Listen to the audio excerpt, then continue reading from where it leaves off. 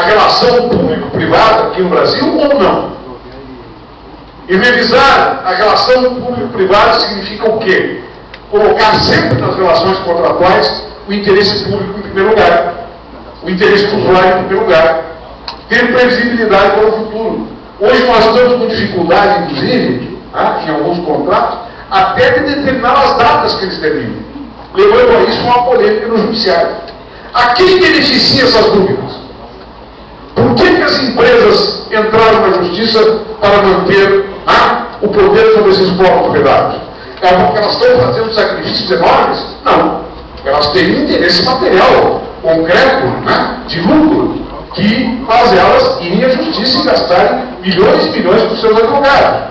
E o Estado está indo em busca de quê? O Estado está indo em busca de uma decisão para que repasse os povos para nós, e nós vamos fazer o quê? Rebaixar as tarifas. E esse rebaixamento das tarifas é que gera a grande questão política de fundo para o futuro. Porque esse rebaixamento das tarifas, se nós, no primeiro momento, quero deixar bem claro, no primeiro momento, nosso objetivo é a vantagem do rebaixamento das tarifas. Manter os serviços, num primeiro momento, sem permitir que eles rebaixem. E aí, paulatinamente, começar a melhorar os serviços e investir. Esta é a visão. Esta transição não é uma transição fácil e não é uma transição rápida. Mas esta vantagem que nós estamos oferecendo à comunidade e ao usuário, esta é concreta e imediata. Os pedágios baixarão 26% no mínimo dos carros e entre 30% e 40% dos caminhões. A qualidade do serviço no imediato será mantida e paulatinamente ela vai melhorar e se qualificar através do controle direto que a comunidade vai fazer sobre o dinheiro das tarifas.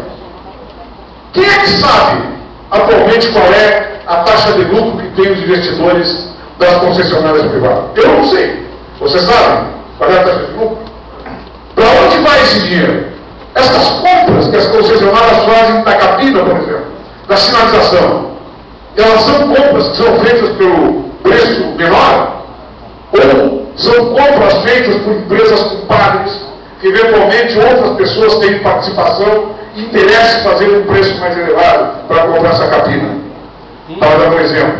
E nós vamos mostrar a vocês, já na primeira contratação da cabina, que nós vamos rebaixar, no mínimo, 30% do valor do preço das cabinas que as empresas privadas estão pagando no mercado.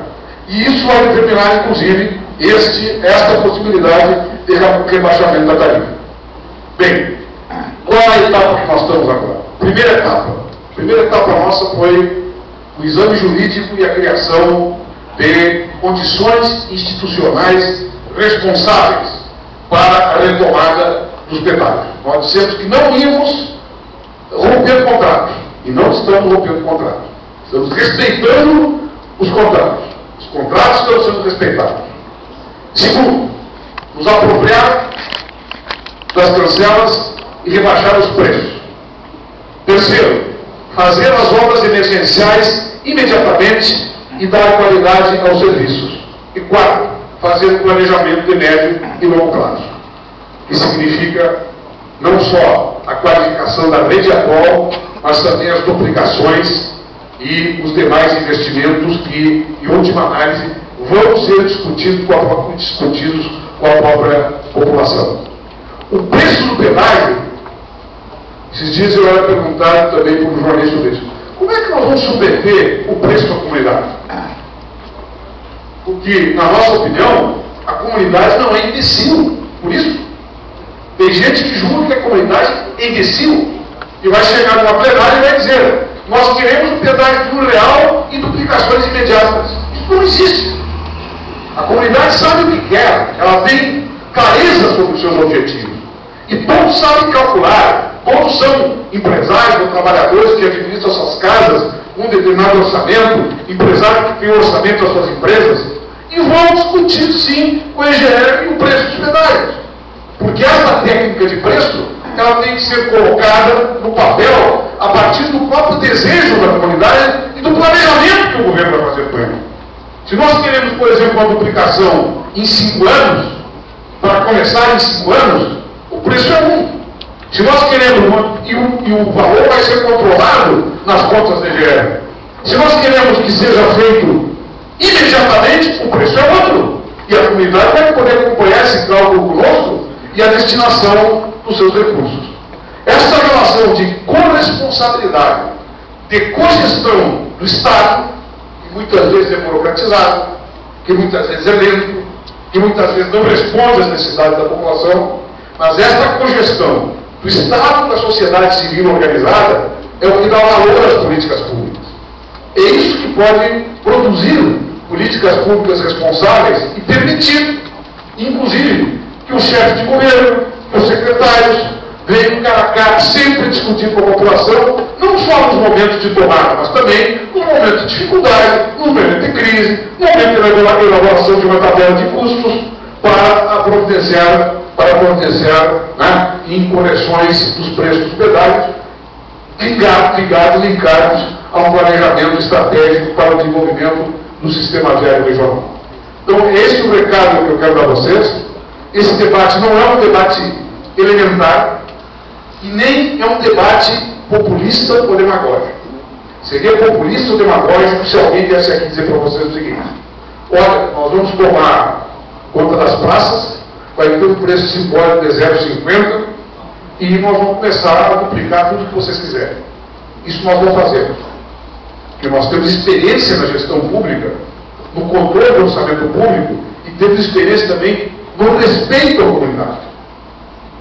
E acreditamos na inteligência da cidadania para controlar uma empresa pública da natureza da EGR, que é uma empresa que, inclusive, por lei, ela tem obrigação de prestar contas à comunidade, inclusive dos recursos que a comunidade vai pagar para que ela possa fazer os seus investimentos a partir do controle dos pedágios, da reorganização do novo sistema da nova modalidade.